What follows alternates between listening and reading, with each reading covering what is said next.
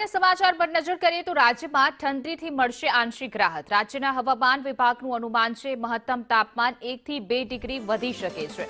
અમદાવાદ ગાંધીનગરમાં 15-16 ડિગ્રી તાપમાન, લઘુત્તમ તાપમાન 15 થી 16 ડિગ્રી રહેશે।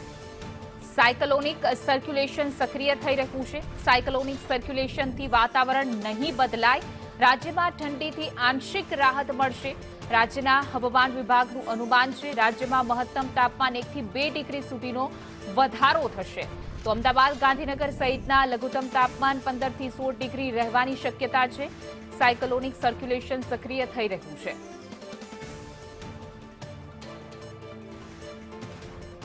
23 जनवरी से लेकर 2 फरवरी तक मौसम आमतौर पर शुष्क रहने का पूर्वानुमान दिया गया है और जो लघुत्तम तापमान है अगले 24 घंटा तक आपका फॉल रहेगा 3 से 5 डिग्री सेंटीग्रेड।